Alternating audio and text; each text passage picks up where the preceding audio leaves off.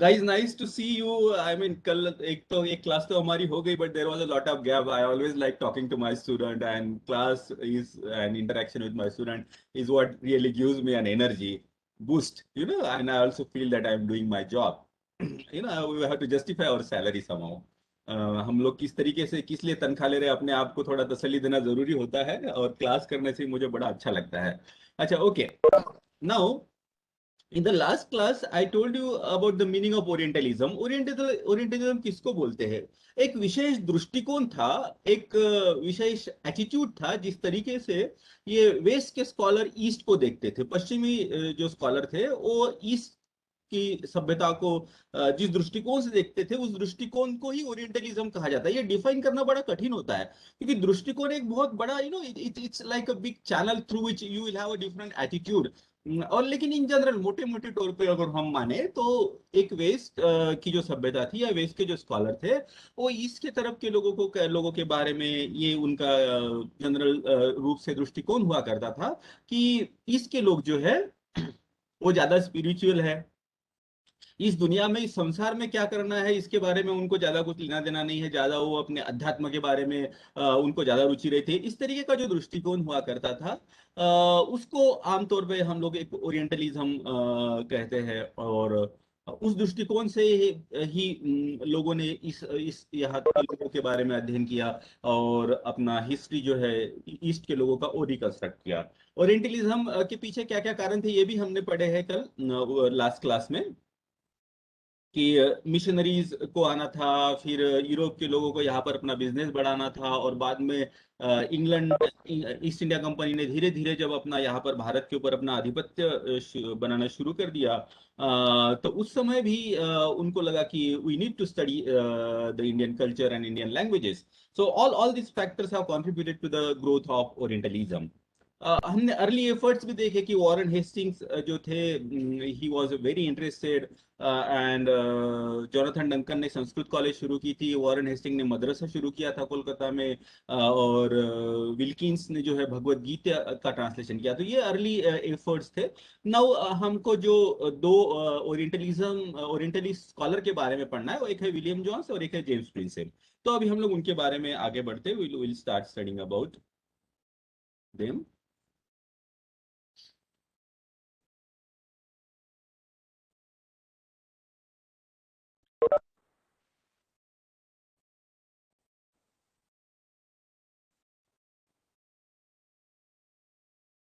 Well, I hope you guys can see the word file. Well, okay. Now, this William Jones, whose period was from 1746 to 1794, he came from England to India, and he was, in fact, judge of Supreme Court at Kolkata. He became judge in 1783. And but before becoming judge, he was an exceptional scholar since childhood. One of the indicator of you are being an exceptionally talented person is your capacity to pick up different languages. Because once you start speaking in particular language, your brain also starts functioning and thinking in that language. For example, we people of Maharashtra or Indian people, many times we are not able to think in English. What we generally do is we think in our mother tongue, and then we translate the things into English when you speak, and that creates a certain kind of certain kind of obstruction to the flow of languages. But the more you read English, you start thinking in English, and you are able to express yourself quite freely. And your capacity to pick up different languages and speak those languages flawlessly are indicative of your exceptional brain capacity. Might be inborn, or might be you are trained it by your focus. Well, so this exceptional scholar William Jones, he knew Hebrew, Greek, Latin, Arabic, and Persian, all these languages. And by 1768, he became a well-known Orientalist, and he also studied law, and he came to India as a judge of the Supreme Court. And at the time, Warren Hastings was the Governor General here, And he was also quite interested in Orientalist studies. And with the support of Warren Hastings, William Jones has taken a lead, and Asiatic Society of Bengal has formed. And this foundation of Asiatic Society of Bengal was a very important step which has contributed to the growth of Orientalist study in India. See, you might be asked, in case you have to face MCQ question, who founded Aesthetic Society of Bengal, and this kind of question. If you are facing the long question, the question might be evaluate the contribution of William Jones. So you have to write this is one of the important contribution, that he was one of the important person who has taken initiative in the foundation of Asiatic Society of Bengal. And this Asiatic Society of Bengal had become an important institute where the research methods and research, organized scientific research, which has developed in the West, had been applied here to the Indological studies. And this society, they played an important role in translating Sanskrit work into English. Well, under the help of this Asiatic Society of Bengal in 1784, Wilkins he translated Bhagavad Gita, and later on, after 3 years, Wilkins he also translated Sanskrit text Hitopadesha. So the lot of knowledge this Orientalist has to do, or to understand the history of India, is from the Sanskrit text. And the Sanskrit texts are not a historical text as we call history today, that is based on scientific evidences. There are a lot of things got mixed up. There is a mythology, there is a philosophy, because history as a different discipline was not non-existence in India, at least during those periods. So these people, they try to understand history and culture of the Indian people through, obviously through Sanskrit text. And one of the important method of doing that is to learn Sanskrit and translate that Sanskrit text into English for the wide reader. So all those people who can read English now in the Western countries, they can interpret those texts. And this Asiatic Society became a center for organized research, and hundreds of articles. Number of articles were being written by those people who used to go to this center for study and research. यहाँ Asiatic Society of Bengal का बनना एक बहुत महत्वपूर्ण कदम था, बहुत महत्वपूर्ण step थी, इसलिए क्योंकि ये एक इंस्टीट्यूट बन गया जहां पर जिनको भी भारत की संस्कृति और भाषाओं के बारे में रुचि होती थी, वो वहां जाके अपना अध्ययन कर सकते थे और अपने रिसर्च पेपर लिख सकते थे. तो that has contributed a lot to the growth of the oriental studies, and they have also started a journal जिसमें लोग अपने आर्टिकल, अपने रिसर्च पेपर लिखते थे. यहाँ इस इंस्टीट्यूट में साइंटिफिक ढंग से एक कोशिश की गई कि पुरानी जो संस्कृत मैन्युस्क्रिप्ट थी उसको कलेक्ट किया जाए और उसको ट्रांसलेट किया जाए. ट्रांसलेशन से पहले एक कोशिश, ट्रांसलेशन से पहले या बाद में एक कोशिश और भी की जाती थी, वो होता था preparation of the critical edition. अभी क्रिटिकल एडिशन का क्या होता है मैं आपको बताता हूँ. What is the meaning of critical edition? Let us take the example of Mahabharata. No Mahabharata ये बहुत पुरानी टेक्स्ट है, करीब करीब 2500 साल पहले माना जाता है, 2500 से 2000 साल पहले माना जाता है इसका विकास हुआ है, इसको लिखित रूप दिया गया और ये धीरे धीरे एक्सपांड होते चला गया. शुरू में छोटा था, बाद में जो लोग लिखते गए वो स्टोरीज उसमें डालते गए, ऐड करते गए और एक्सपांड होते चला गया. अभी इसमें क्या हो गया, इसके कई सारे वेरिएशंस बन गए. उदाहरण के तौर पर जिस तरीके का महाभारत का उत्तर भारत में चलन था या उत्तर भारत के लोग पढ़ते थे, वो दक्षिण भारत से अलग हुआ करता था. बंगाल का महाभारत कुछ अलग था, थोड़ा बहुत, ऐसे नहीं कि पूरी स्टोरी अलग हुआ करती थी. कुछ स्टोरीज उसमें होती थी, कुछ एपिसोड उसमें होते थे जो कि दक्षिण के महाभारत में नहीं हुआ करते थे. बॉम्बे एडिशन एक महाभारत था. इन सब महाभारतों में ये अलग अलग वेरिएशन होने के पीछे का कारण क्या है? कारण यह है कि उस समय तो प्रिंटिंग प्रेस नहीं हुआ करती थी. तो प्रिंटिंग प्रेस नहीं हुआ करती थी तो ग्रंथ लोग आमतौर पर हाथों से लिख लेते थे. मान लीजिए मेरे पास में कोई किताब है और मैं अगर माहिमा बेंजामिन को देता हूँ, तो वो क्या करेगी? What she will do is, like now we have a printing press and if she needs a copy she will just get it xerox. लेकिन उस समय ये नहीं हुआ करता था, तो she will copy it with the hand. अभी लिखते लिखते उसको ये लगा कि खंगई सर ने तो ये कुछ बात गलत लिखी है, मैं उसको ठीक कर देती हूँ. So she will change the story. At the same time unintentionally हो सकता है उससे कुछ लिखने में मिस्टेक हो जाए, एक पैराग्राफ छूट जाए या पूरा पेज छूट जाए, कुछ लाइन छूट जाए, हो सकता है कुछ ग्रामेटिकल एरर हो जाए. Now if the same copy is taken by Gayatri, Gayatri will also make certain changes because she think that Khangai Sara और महिमा दोनों ने भी कुछ गलतियां की है. Now I'll change the text. So she will also change the text.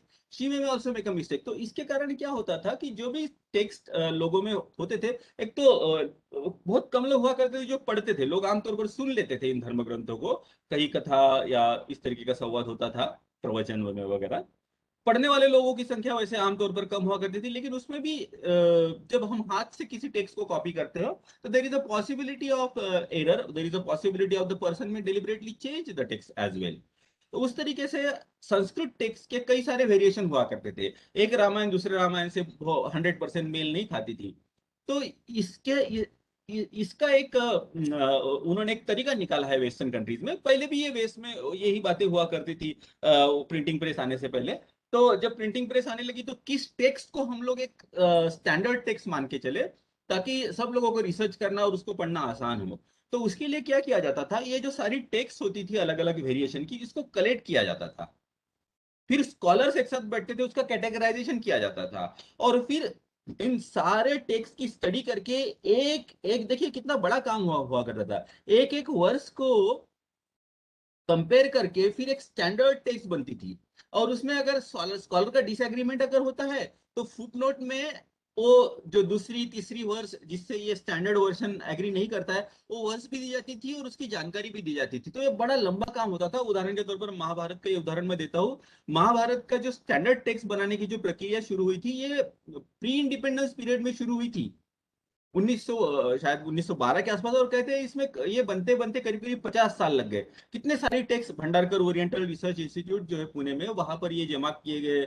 बहुत सारे टेक्स्ट को कैटेगराइज किया गया और फिर कंपेयर करके एक क्रिटिकल एडिशन बनाया गया, जो कि आमतौर पर महाभारत के स्कॉलर उस क्रिटिकल एडिशन को इस्तेमाल करते हैं. ऑलराइट. तो उसी तरीके से ये जो हल अलग अलग संस्कृत टेक्स्ट जो थी उसमें वेरिएशन थे, तो उनको इकट्ठा करके उनका क्रिटिकल एडिशन बनाना, to prepare a critical edition of the important Sanskrit text, ये एक बहुत इंपॉर्टेंट काम यहाँ पर एशियाटिक सोसाइटी ऑफ बंगाल में हुआ. क्योंकि वो एक फाउंडेशन आधार बन गया. मान लीजिए अगर मेरे पास में क्रिटिकल एडिशन ऑफ महाभारत नहीं होता तो हो सकता है मैं कोई और एडिशन पढ़ता होता बॉम्बे का, और जो दूसरे स्कॉलर है दक्षिण भारत के वो साउथ इंडिया वेरिएशन पढ़ते. तो हम दोनों का जो रिसर्च था वो कहीं मर्ज नहीं हो सकता था, क्योंकि मैं कुछ और महाभारत पढ़ रहा हूँ और वो जो रिसर्च स्कॉलर है वो कोई और महाभारत पढ़ रहा है. तो critical edition, preparation of the critical addition was an very important work that is being conducted at the Asiatic Society of Bengal. William Jones, he, earlier he knew Hebrew, and then he knew Greek and English, and obviously English he knew, and Persian language as well. यहाँ हिंदुस्तान में आने के बाद में उसने संस्कृत भी सीखी, और फिर इसका रेफरेंस बाद में आएगा. उसकी बहुत सारी लैंग्वेजेस जानने का क्या फायदा हुआ, what this knowledge of the different languages, how it has proved to be the very advantageous for him in the interpretation of history, that we'll discuss later on.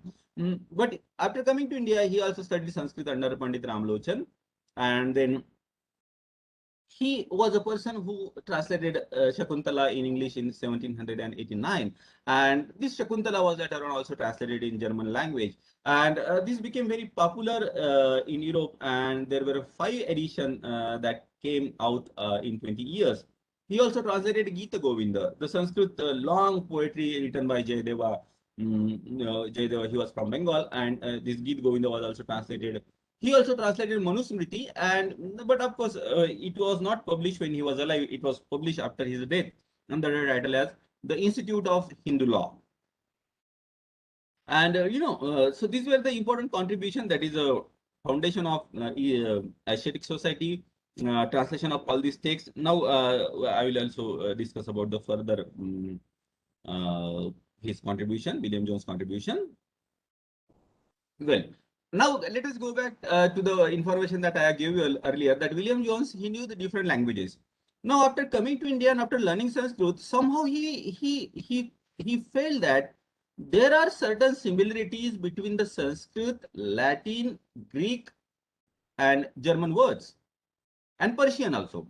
Now, he started thinking how the language which is spoken in Central Asia, that is Persian, the languages which are originated from the Latin languages, Latin languages having a lot of influence on the European languages like English and French and German. So these languages, the Latin language, let us say, Persian language and Sanskrit language. How these languages are having similarity? So he presented a hypothesis. उसने अपना एक अंदाजा लगाया कि जैसे ये languages में बहुत सारे शब्द आपस में मिलते हैं, इसका मतलब ये लैंग्वेज बोलने वाले लोगों के पूर्वज जो है वो कभी ना कभी एक साथ रहे होंगे और एक कोई ऐसी लैंग्वेज बोलते होंगे जो कि समान होगी, एक लैंग्वेज होगी, और वहां से ये लोग किसी कारण से विभक्त होकर अलग अलग दिशा में चले गए। सेंट्रल एशिया में कुछ लोग रह गए, कुछ लोग यूरोप में चले गए और उन्होंने लैटिन भाषा का विकास किया, कुछ लोग हिंदुस्तान में आ गए, भारत में आ गए और यहाँ पर आके उन्होंने संस्कृत का विकास किया। इसलिए संस्कृत, फारसी और लैटिन में हमें समानता मिलती है। European languages, central Asian languages and Indian languages में हमें समानता मिलती है। इसका मतलब ये सब लोगों के पूर्वज जो थे कहीं ना कहीं एक समय एक साथ रहे होंगे, और उसी आधार पर उन्होंने अपना निष्कर्ष निकाला कि ये लोग आर्यन लोग थे जो कहीं पर रहते थे, most probably in central Asia. और इन्हीं आर्यन लोगों से एक ब्रांच भारत में आ गई, one branch came to India, one remain in central Asia and one has migrated to European countries. Now इस आधार पर उन्होंने अपना जो थीसिस मांडा, अपना जो एक साबित करने की कोशिश की थी, वो उसको कहा जाता है आर्यन इन्वेशन थियरी और Aryan migration theory. That is Aryan लोग कहीं बाहर से हिंदुस्तान में आए हैं, एक आर्यन का गुट गुट भारत में है और उसने संस्कृत भाषा का विकास किया। जैसे कि उदाहरण के तौर पर मदर कहते हैं अपनी माँ को, इंग्लिश में, संस्कृत में मातर शब्द है, फादर है, पीतर शब्द है संस्कृत में। So there are lot of languages which are having, there are lot of words which are having similarity.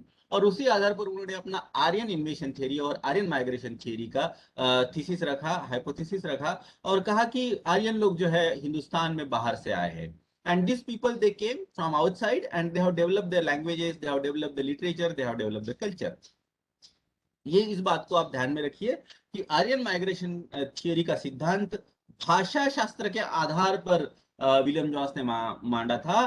The Aryan invasion theory और the Aryan migration theory is based on the linguistic studies of William Jones, and this thesis he has presented during his annual presidential lecture at Asiatic Society of Bengal. You know, he was the president of that society, और वहां पर उसने अपनी ये thesis रखी थी।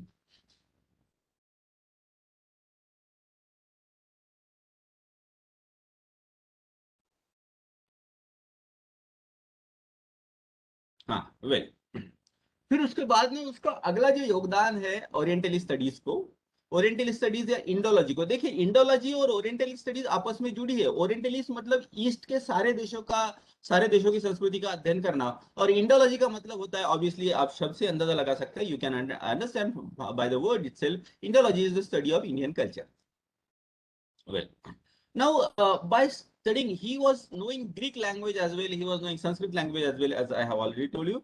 By studying the Greek text, he, and by making a comparison with the Sanskrit text, he again may raise another hypothesis, that जिसको हम चंद्रगुप्त बोलते हैं, Chandragupta, you know, the king Chandragupta Maurya, that Chandragupta Maurya is mentioned in the Greek text as Sandrocotus. Greek, they could not pronounce Chandragupta, so they had their own way of pronunciation, and they changed the word as Sandrocotus. Now, Sandrocotus और चंद्रगुप्त ये एक ही व्यक्ति है। ये जब उसने thesis सामने रखा और उसको कन्विंसिंगली प्रूव करने की कोशिश की, तो भारतीय इतिहास की कई सारी डेट फिक्स हो गई। देखिए, अगर हमें किसी ऐतिहासिक घटना की या किसी ऐतिहासिक व्यक्ति के बारे में एक निश्चित डेट पता चलती है, तो हम उससे रिलेटेड जो इवेंट थे उसको आपस में जुड़कर बहुत सारे हिस्टोरिकल इवेंट्स की डेट पता कर सकते हैं। उदाहरण के तौर पर चंद्रगुप्त, जिस समय अलेक्जेंडर हिंदुस्तान में आया था, उसके एक साल बाद चंद्रगुप्त राजा बना, ये जानकारी अगर हमें कहीं से पता चलती है, तो अलेक्जेंडर के आने का जो साल था उसमें हम लोग एक साल अगर मिला लेते हैं, तो चंद्रगुप्त कब राजा बना ये हमें पता चल जाएगा। चंद्रगुप्त राजा ने 25 साल तक राज किया, तो उसने कब तक राज किया और कब उसकी मृत्यु हो गई, यह भी हमें पता चल जाएगा। तो ये सैंड्रोकोटस और चंद्रगुप्त ये एक ही व्यक्ति थे, ये जब उसको पता चल गया तो कई सारी भारत के इतिहास की तारीखें, डेट्स हमें पता चल गई। अलेक्जेंडर कब आया था, चंद्रगुप्त कब राजा बना, उसके बाद में बिंबिसार कब राजा बना, और अशोक कब राजा बना। इस तरीके का अंदाजा हमें लगाना थोड़ा आसान हो गया भारतीय इतिहासकारों को। देखिए, एंशियंट इंडिया के बारे में एक बात आप जरूर मन में रखिए कि it is very difficult to precisely define the dates about ancient India, क्योंकि उसमें उस समय हिस्टोरिकल ट्रेडिशन नहीं था, डेट्स ठीक से रिकॉर्ड करने का कोई ट्रेडिशन नहीं था। But nevertheless, if you get this kind of evidences, it becomes easier to understand or get certain idea about the ancient India, and that this is a very important contribution of William Jones, that he had identified Chandragupta as Sandracotus mentioned in the Greek text. Similarly, Greek text में जिसको पालीबोत्रा कहा जाता है वो पाटलिपुत्र था, ये भी उसने हमें बताया। सो यू नो चंद्रगुप्त, इसी आधार पर ये एक निष्कर्ष निकाला कि चंद्रगुप्त मौर्य जो था 325 बीसी में राजा बना था। Well, so these are the important contribution of William Jones. सबसे पहले Asiatic Society of Bengal, that became an institution जहां से बहुत सारे रिसर्च होने लगे। फिर translation of different text like Shakuntala, Geet Govind, Manusmriti. Then his hypothesis about the Aryan invasion theory, which is based on the linguistic study, and then his identification of Chandragupta as Sandragotas and Patliputra as Palibotra. Well, okay, so this is about William Jones. Now let us go to the next important Orientalist, that is James Prinsep. James Prinsep period is 1799 to 1840. He lived only for 41 years. And he was an English scholar, Orientalist and antiquarian. Antiquarian मतलब जो पुरानी चीजें इकट्ठा करता है। And Asiatic Society of Bengal का जो journal निकलता था उसका वो फाउंडिंग एडिटर था। एंड लेकिन उसका सबसे महत्वपूर्ण कंट्रीब्यूशन जो है वो है that is reading of Kharosthi and Brahmi script. क्योंकि अशोका के जो इंस्क्रिप्शन थे, बहुत सारे इंस्क्रिप्शन मिले हैं, पिलर इंस्क्रिप्शन, स्टोन इंस्क्रिप्शन, केव इंस्क्रिप्शन। इंस्क्रिप्शन आप समझते हैं ना, इंस्क्रिप्शन के बारे में हम लोग थोड़ा सा पढ़ चुके हैं कि there is a different science of reading of inscription. Alright, inscription मतलब जो खुदाई करके लिखा जाता है पत्थरों के ऊपर या किसी मेटल के ऊपर, उसको कहा जाता है इंस्क्रिप्शन। तो ये जो इंस्क्रिप्शन जो थे ये कोई पढ़ नहीं पाया था। बहुत लोग कोशिश कर रहे थे, जर्मन के जो हिस्टोरियन थे वो बड़ी कोशिश कर रहे थे कि हम लोग इंडिया के बारे में जाने, और वो इंस्क्रिप्शन की फोटो निकाल के ले जाते थे और फिर उस फोटो को सामने रखा जाता था, और फिर कहीं से कोई अक्षर जुड़ता है क्या, कई अर्थ निकलने की कोशिश करते हैं क्या, ये कोशिश होती थी। बड़ा ही टेडियस, बड़ा ही टायरिंग वर्क है वो। Research is not you know it's not fun, it's very taxing. Of course it can be a fun if you are thoroughly interested into that. Well, ये जो जेम्स प्रिंसिप है ये कलकत्ता में आया और उसने ये जो ठान ली कि मैं इसको पढ़ने की कोशिश करूंगा। जो जो जिस स्क्रिप्ट में अशोका के इंस्क्रिप्शन लिखे हैं, तो उसने सारे फोटो कॉपीज कलेक्ट की, और ऐसे माना जाता है कि वो अपने टेबल पे उसको फैला के रख देता था, और उसको किसी को डिस्टर्ब करने का परमिशन नहीं थी। In fact he was working in Calcutta mint. Calcutta में जो मिंट थी जहां पर कॉइन्स बनते थे अंग्रेजों की, उसमें वो काम करता था, लेकिन उसका ये इंटरेस्ट था कि वो प्राचीन भारत के बारे में कुछ जाने, कुछ सीखे। तो ये उसने, ऐसा माना जाता है कि टेबल पे बिछी हुई थी और सवेरे उठ के वो चाय के साथ में वहां बैठ जाता था, और ये काम उसने 7 साल तक किया। आप you try to understand the patience of the person, and for 7 years he try to connect क्या अर्थ निकलता है, कौन सा वर्ड कहीं पर मिलता है, और ये सारा करते करते 7 साल की कड़ी मेहनत के बाद में वो ब्राह्मी और खरोष्टी स्क्रिप्ट पढ़ पाया और समझ पाया कि अशोक क्या कहना चाहता था। ये उसका बहुत इंपॉर्टेंट कॉन्ट्रीब्यूशन है, क्योंकि वो जब ब्राह्मी और स्क्रिप्ट पढ़ने लगा तो उसके बाद में ही हमें अशोका के बारे में और बुद्धिज्म के बारे में बहुत सारी जानकारी हिस्टोरियन को पता चल गई।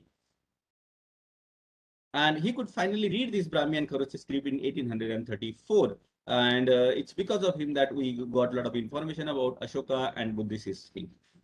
फिर उसके उसने प्राचीन भारत के ऊपर बहुत सारे एसेज लिखे, और वो इंडियन एंटिक्विटीज नाम से 1858 में पब्लिश हुए।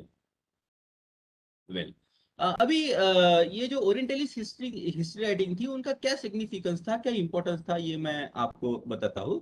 देखिए, सबसे महत्वपूर्ण बात यह है कि पश्चिमी देशों में जो साइंटिफिक दृष्टिकोण से, शास्त्रीय दृष्टिकोण से इतिहास का अध्ययन करने की जो परंपरा शुरू हुई थी, उस परंपरा को भारत में पहली बार लाने का काम ओरिएंटलिस्ट ने किया। Orientalist were the first people who implemented that scientific investigation tradition in understanding the Indian history. William Jones का जो आर्यन इन्वेशन थियरी था वो लिंग्विस्टिक आधार पे था। तो how important the study of the linguistic in understanding history that he has displayed. Chandragupta Maurya वो identify कर पाए सैंड्रा पोर्टस के साथ में, वो एक इम्पोर्टेंट कंट्रीब्यूशन था। जेम्स प्रिंसेप ने जो ब्राह्मी पढ़ी और जो खरोस्ती पढ़ी, उसके कारण अशोका और बुद्ध धर्म के बारे में बहुत सारी जानकारी हमारे सामने आई। और उसके बाद में इन ओरिएंटलिस्ट के अध्ययन से ही दुनिया को पता चल गया कि इंडिया एक समय में कितना विकसित था, कितनी उसकी संस्कृति रीच थी। जिस समय भारत के ऊपर ब्रिटिशों ने अपना आधिपत्य जमाया था, भारत के राजा महाराजा को एक एक करके सबको हरा दिया था, उस समय भारत के लोगों में एक, जिसको हम लोग कहते हैं ना, इंफेरियोरिटी कॉम्प्लेक्स टाइप आ गया था। लेकिन ओरिएंटलिस्ट की स्टडीज से थोड़ा उनमें एक सेल्फ रिस्पेक्ट बढ़ने लगा कि नहीं ठीक है, हमारे यहाँ पर भी प्राचीन समय में बहुत बड़ी बड़ी साम्राज्य, बहुत बड़े बड़े साम्राज्य बने थे, और संस्कृति और साहित्य और फिलोसफी के बारे में हमारा देश भी एक समय में बहुत विकसित था। और इसी का ऑफशूट हम लोग देखते हैं बाद में राष्ट्रवादी इतिहास लेखन, वो हम लोग बाद में पढ़ेंगे। लेकिन ये ओरिएंटलिज्म के कुछ नकारात्मक पहलू भी है। There were certain negative aspect of this orientalism. इसका कुछ थोड़ा बहुत बुरा असर भी हमारे यहाँ की ज्ञान परंपरा पर हुआ। There are certain negative aspects of this orientalism which have affected our intellectual tradition. For example, William Jones ने जो आर्यन रेस और आर्यन इन्वेशन की थियरी रखी लिंग्विस्टिक आधार पर, उससे जनमानस में ये एक कहीं मानसिकता बन गई कि भाई जो लोग बाहर से आते हैं वो सांस्कृतिक दृष्टिकोण से और भाषा के दृष्टिकोण से ज्यादा प्रगतिशील होते हैं। आर्यन भी बाहर से आया और उन्होंने यहाँ का विकास किया। बाद में मध्यकाल में हम लोग देखते हैं कि यहाँ पर तुर्क आए, फारसी आए और अरब आए और उन्होंने यहाँ का विकास किया। और फिर उसके बाद में ब्रिटिश आ गए, तो ब्रिटिश भी बाहर से आए हैं, तो इसका मतलब वो भी ज्यादा संस्कृति के मामले में हमारे से ज्यादा प्रगतिशील है। और आज भी ये मानसिकता है, वेस्ट को हम लोग ज्यादा प्रगतिशील मानते हैं। तो ये एक थोड़ा सा उसका ड्रॉबैक हुआ, क्योंकि आर्य लोगों ने यहाँ भी संस्कृति विकसित की, लेकिन आर्य लोग भी बाहर से आए थे, ये जब विलियम जोन्स ने कह दिया, और ये इसी को ओरिएंटलिज्म ने काफी आगे हद तक मानते गए। भारतीय इतिहासकार भी इसको काफी हद तक मानते हैं, आज भी मानते हैं। तो उसका कई मानसिकता, निगेटिव मानसिकता ये होगी कि भाई हम लोग तो ऐसे ही है, बाहर से आने वाले लोग जो होते हैं वो ज्यादा प्रगतिशील होते हैं, और वो हमको हराते भी है, और हमको संस्कृति, हमारे ऊपर अपनी संस्कृति भी थोपते हैं, और यहाँ पर वही लोग जो है संस्कृति का विकास करते हैं। तो इसलिए जो अपर कास्ट के लोग थे वो अपने आप को आर्यन कहने लगे, और वो अपने आप को यूरोप के लोगों से जोड़ने लगे। और उन्होंने फिर ये भी थियरी निकाली कि यहाँ के जो शूद्र है और जो आदिवासी है वो यहाँ के मूल निवासी है, और जो आर्यन लोग आए हैं उन्होंने इनको हराया और उनको अपना गुलाम बनाया, शूद्र बना के रखा, या फिर उनको जंगल में भगा दिया। तो जो निचले जाति के लोग हैं और ऊंचे जाति के लोग हैं, इनमें दूरियां तो पहले से थी, लेकिन इन आर्यन इन्वेशन थियरी से क्या हुआ, इन दूरियां दूरियां और बढ़ गई। The differences have increase because now this people of upper caste, they started thinking themselves more superior and started relating themselves to the European people, and started treating this lower caste and Adivasi as an inferior people who were defeated and who did not had culture as they pursued.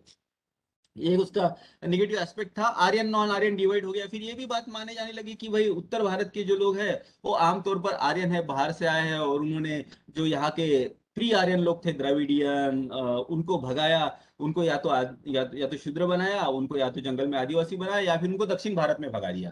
तो दक्षिण और उत्तर में जो दूरियां थी, north south India में जो divide है आज भी है, थोड़ा सा डिफरेंसेस जरूर है, और ये डिवीजन और बढ़ते चला गया। फैंसीफुल रिवोल्यूशन, विलियम जोन्स कहते थे कि संस्कृत ग्रीक से भी ज्यादा अच्छी है।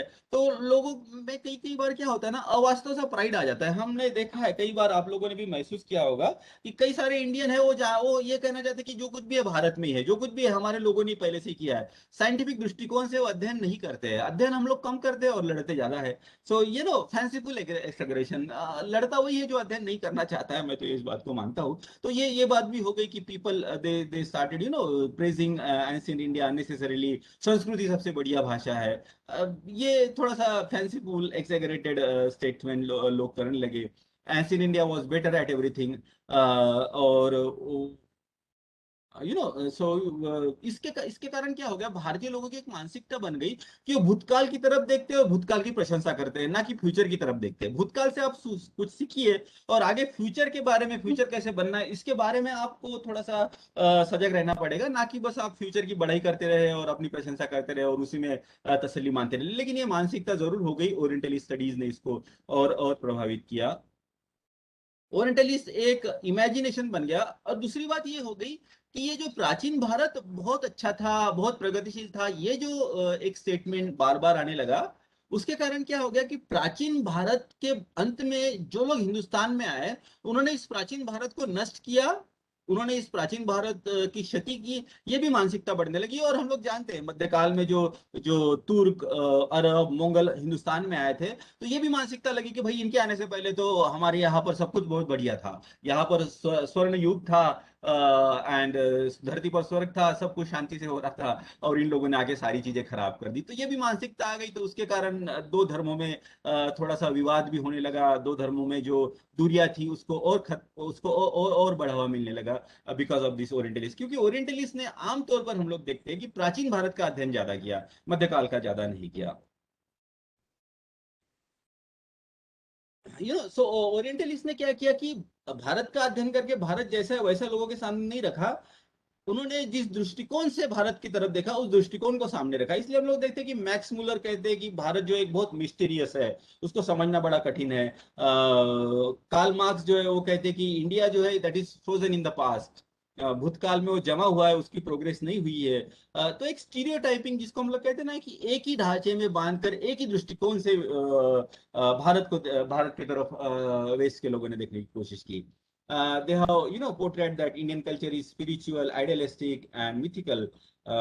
And फिर दूसरा और एक जो नेक्स्ट उसकी जो उसका जो बुरा परिणाम ये हुआ कि ओरिएंटलिस्ट ने अपने आप को वेस्ट की दृष्टिकोण से देखना शुरू किया।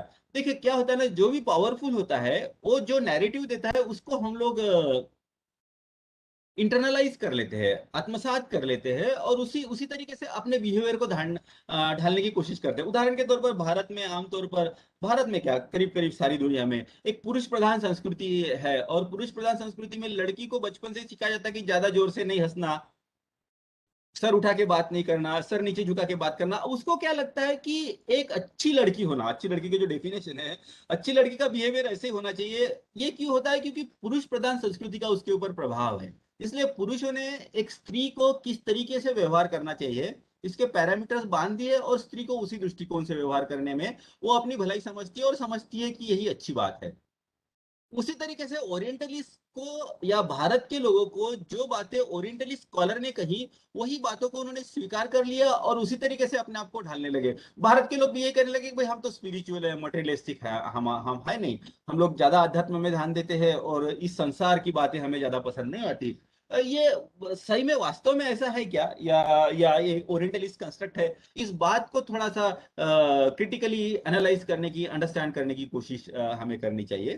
देर is an always a tendency to please the powerful. For example, हम लोग जब बच्चे थे, घर में अगर पापा पावरफुल होते हैं, पापा की कमांड चलती है, तो जनरली हम लोग कोशिश करते हैं कि पापा खुश रहे।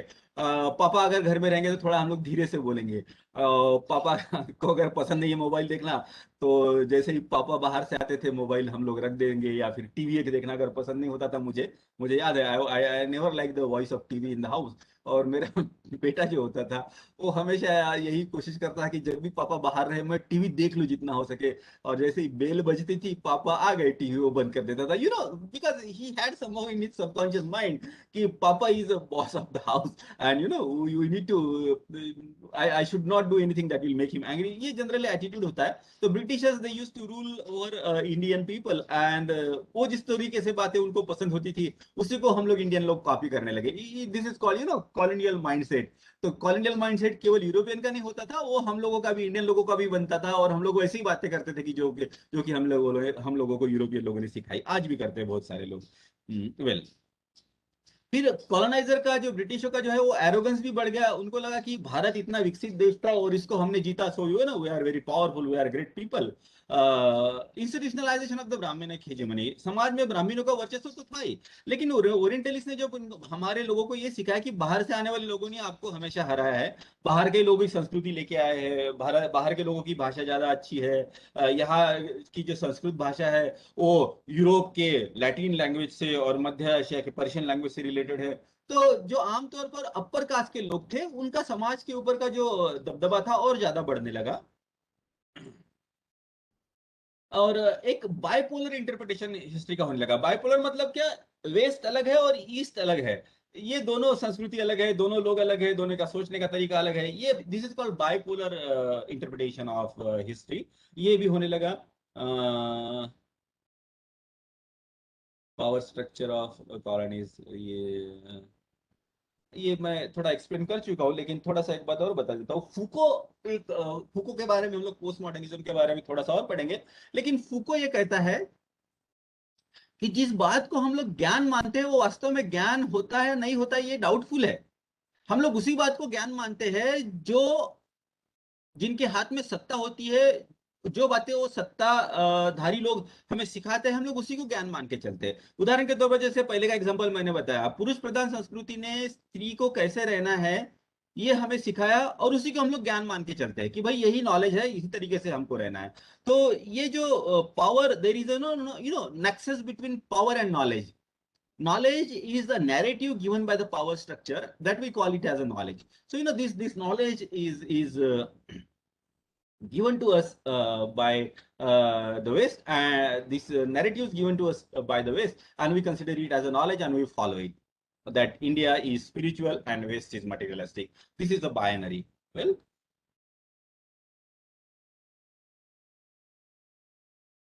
हाँ, इस अध्ययन पे ये भी हो गया कि मेन आइडेंटिटी जो है आदमी की भारत में, वो रिलीजियस आइडेंटिटी है। हिंदू और मुसलमान एक दूसरे से अलग अलग है, और उसके कारण क्या हो गया, ये दो धर्मों के लोगों में जो दूरियां पहले से थी उसको और बढ़ावा मिल गया। कास्ट के बारे में ओरिएंटलिस्ट ने काफी रिसर्च किया, और जैसे कि डिवीजन हो गया, अपर कास्ट जो है वो बाहर से आए आर्यन है, तो कास्ट डिवीजन जो है ज्यादा शार्प होने लगे, ज्यादा स्ट्रिक्ट होने लगे।